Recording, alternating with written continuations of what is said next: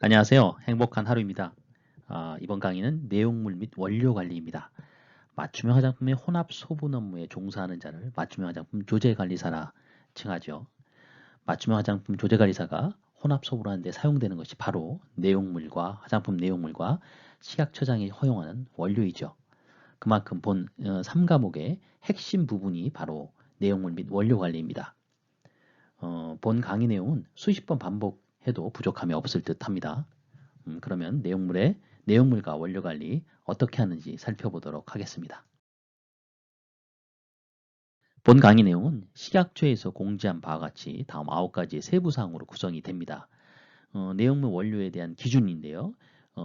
그 입고 기준과 입고된 후의 관리 기준, 그리고 보관 중인 상태에서의 출고 기준, 또 유통화장품 안전관리 기준, 그리고 폐기 기준입니다.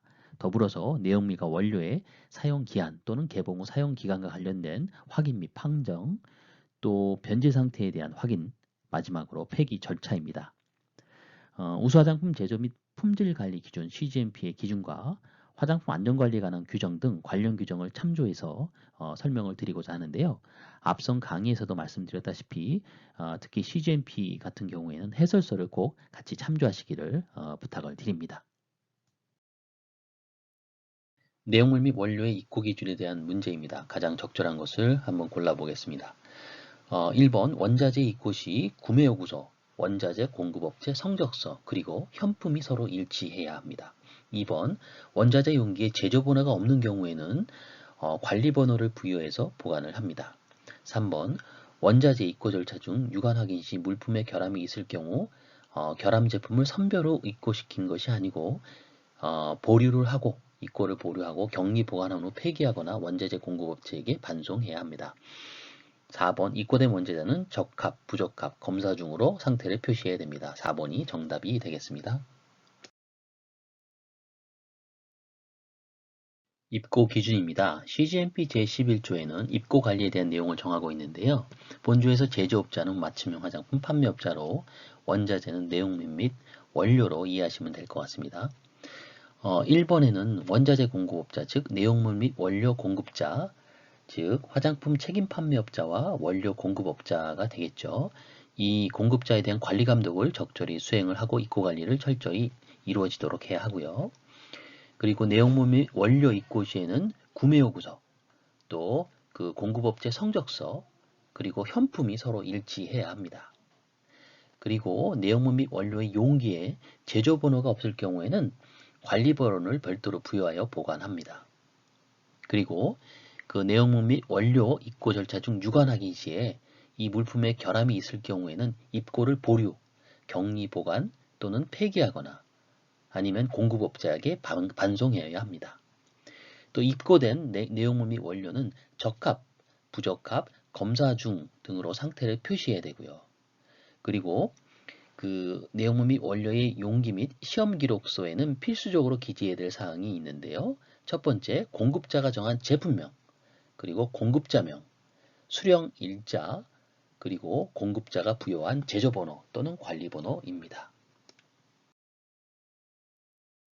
입고되는 내용물과 원료의 관리상 필요한 사항들은 다음과 같은 8가지가 있는데요. 중요도 분류, 공급자 결정, 발주 입고, 식별 표시, 합격 불합격, 판정 보관 불출, 보관 환경 설정, 사용기한 설정, 정기적인 재고 관리, 재평가, 재보관이 있습니다.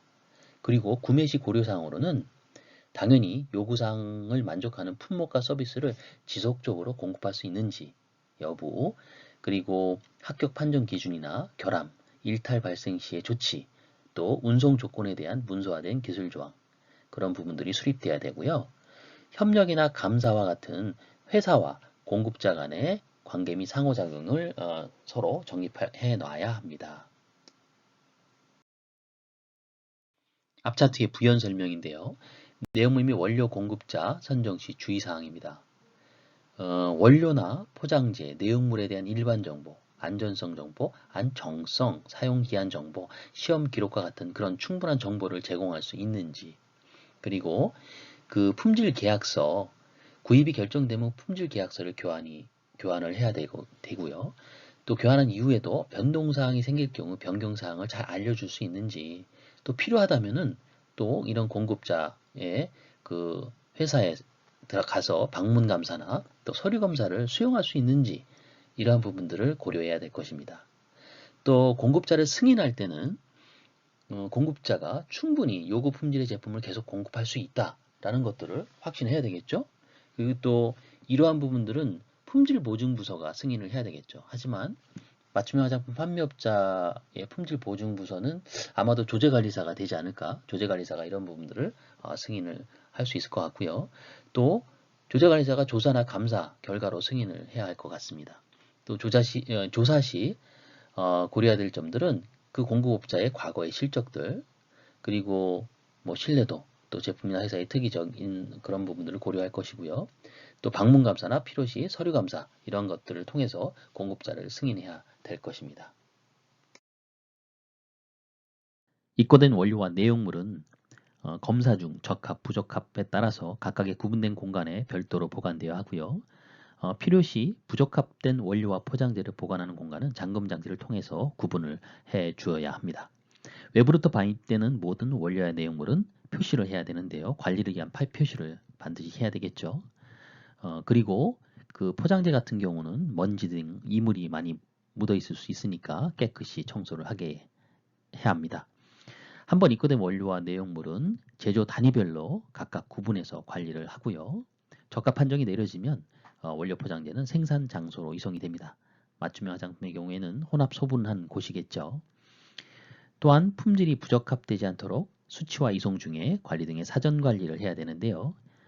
손상이나 보관 온도, 습도, 다른 제품과의 접근성, 공급업체 건물에서의 준비 시 혼동 가능성을 방지하기 위함입니다.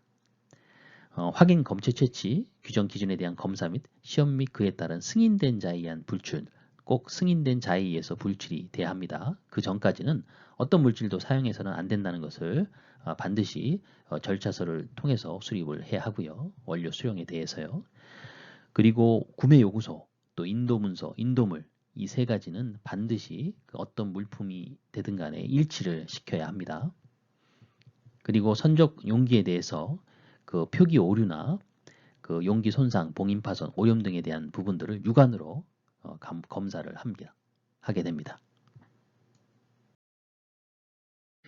입고된 원료 및 내용물의 추가 설명을 더 드리자면 제품을 정확히 식별하고 혼동의 위험을 없애기 위해서 라벨링을 해야 된다는 것, 또 원료 포장지의 용기는 물질과 배지 정보를 확인할 수 있는 표시를 부착해야 합니다. 제품의 품질에 영향을 줄 수 있는 결함이 있는 원료 포장재는 결정이 완료될 때까지 보류 상태여야 하고요. 합격, 불합격, 검사 중으로 표시되는 원료와 내용물의 방법은 적절하게 관리가 되고 확인되어야 합니다. 또 원료 내용물의 확인은 다음의 정보를 포함해야 되는데요. 인도 문서와 포장에 표시된 품목 및 제품명, 만약에 공급자가 명명한 제품명이 다르다면 제조 절차에 따른 품목, 그리고 제품명 또는 해당 코드 번호가 되어 있어야 하고요. 카스 번호죠. 원료에 대한 그런 카스 번호 적용 가능한 경우에 있으면 좋겠고요. 적절한 경우엔 수령 일자와 수령 확인 번호도 있으면 확인 시 유효합니다. 공급자명, 그리고 공급자가 부여한 배지 번호, 만약 다를 시에는 수령 시 주어진 배지 정보가 있어야 되고요. 또 기록된 양이 있어서 이러한 내용들을 포함해야 합니다. 입고된 원료 및 내용물의 적합, 부적합을 판단하기 위해서 검사를 하게 되죠. 이때 검체를 채취합니다. 어디서 누가 무슨 방법으로 어떤 표시를 하는지를 나타냅니다. 시험자가 실시한다가 원칙이고요. 당연히 정해진 장소에서 실시를 하고요. 검체 채취 절차는 다음과 같이 정해놓습니다. 검체 채취 방법, 사용하는 설비, 검체 채취 양, 필요한 검체를 작게 나누는 거, 검체 용기, 검체 용기의 표시, 또 보관 조건, 검체 채취 용기, 설비의 세척과 보관, 또 검체 채취한 용기에는 당연히 시험 중 라벨을 무슨 색? 노란색으로 부착합니다. 적절한 환경에서 실시를 하고요. 당연히 오염이 발생하지 않는 환경이어야 되겠고요. 배지를 대표하는 부분에서 검체 채취를 합니다. 원료의 중요도, 공급자 이력 등을 고려해서 검체 채취수를 조정할 수 있습니다. 또 검체 채취 양도 결정을 합니다. 다음은 그 보관 중인 원료 및 내용물 출고 기준인데요. 먼저 출고하기 전에 보관 관리 기준이 어떤지를 좀 알고 갈 필요가 있습니다. 대기적인 내용물과 원료의 보관은 다음과 같이 관리를 합니다. 첫째, 품질에 나쁜 영향을 미치지 아니한 조건에서 보관 당연히 해야 되겠고요. 보관 기한을 설정해 놓습니다. 그리고 바닥과 벽에 닿지 아니하도록 보관하고 선입 선출, 즉 먼저 들어온 것은 먼저 내보내는 그런 출고를 할 수 있도록 보관합니다. 선입 선출 중요합니다. 그리고 각각 구획된 장소에서 보관해야 됩니다. 원자재 시험 중인 제품 및 부적합한 제품들은 반드시 구분된 장소에서 보관함으로써 혼동을 일으킬 수 없도록 해야 하고요. 설정된 보관 기한이 지나면은 적절한 결정을 위해서 재평가를 하도록 그런 시스템을 확립해 놓습니다. 보관 조건에 대해서 좀 더 부연 설명을 드리면요. 각각의 원료 내용물은 그 세부 요건에 따라서 적절한 방식으로 보관하는데요. 예를 들면 냉장이나 냉동 보관이 그 사례이고요. 그 원료 내용물이 만약에 재포장될 경우에는 당연히 새로운 용기 포장은 원래 것과 동일한 라벨이 되어 있어야 되겠죠. 적절한 보관을 위해서는 빨간 글씨만 읽겠습니다. 나머지는 한번 살펴보시고요. 그 과도한 열기나 추위, 햇빛 또는 습기에 노출되어 변질되는 것을 방지할 수 있도록 이렇게 보관해야 되겠죠. 또 용기는 밀폐돼서 보관을 하고요. 바닷가 떨어진 곳에 보관을 해야 합니다. 그리고 그 가장 오래된 재고가 먼저 사용할 수 있도록, 먼저 불출될 수 있도록 선입 선출합니다. 정기적으로 재고 조사를 실시하면서 그 선입 선출이 제대로 잘 적용되고 있는지 확인합니다. 중대한 위반품이 발견됐을 경우에는 일탈 처리를 합니다. 계속 이어서 설명드리겠습니다. 보관 환경입니다. 원료 및 내용물 보관소의 출입 제한을 해야 되고요.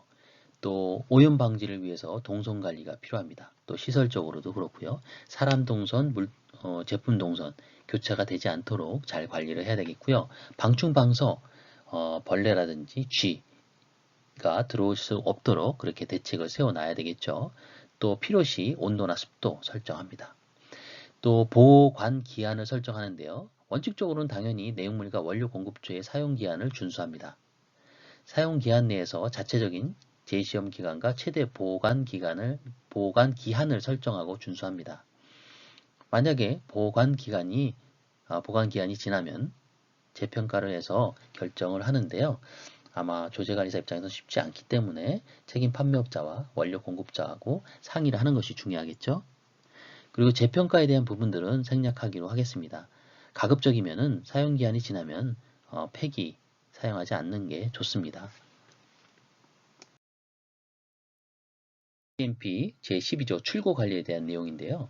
그 보관 중인 원료 및 내용물은 시험 결과 적합 판정된 것만을 당연히 사용해야 되고요. 선출 방식으로 출고합니다. 또 이에 대한 그 확인할 수 있는 체계가 확립돼야 되는데요. 다음과 같은 것이 있습니다. 불출된 원료와 내용물만이 사용되고 있음을 확인하기 위한 시스템을 갖춰야 되고요. 당연히 승인된 자만이 이 불출 절차를 수행할 수 있습니다. 배지에서 취한 검체가 모두 합격 기준에 부합될 때 배지를 불출할 수 있고요. 원료와 내용물은 불출되기 전까지 사용을 금지하는 격리를 해야 합니다. 모든 보관소에서 선입, 선출 절차가 사용됩니다. 특별한 환경 제하고 재고 품순환은 당연히 선입, 선출 베이스로 오래된 것이 먼저 사용되도록 보정합니다. 그리고 선입, 선출이 기본이긴 하지만 만약에 나중에 입고된 물품이 사용기한이 짧은 경우에는 먼저 된 물품보다 먼저 출고할 수가 있습니다. 선입, 선출하지 못하는 특별한 사유가 있을 경우에는 적절하게 문서화된 절차에 따라 나중에 입고된 물품을 먼저 출고할 수 있습니다. 원료 및 내용물의 사용 기한을 사례별로 결정하기 위해서 적절한 시스템을 이행해야 합니다.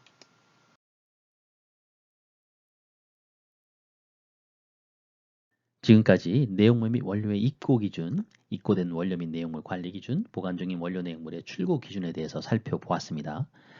강의 중에 말씀드렸던 맞춤형 화장품 조제관리사와 연결된 부분은 향후 별도의 식약처의 가이드라인이나 해석에 따라 조정될 수 있을 수 있으니 참조 바랍니다.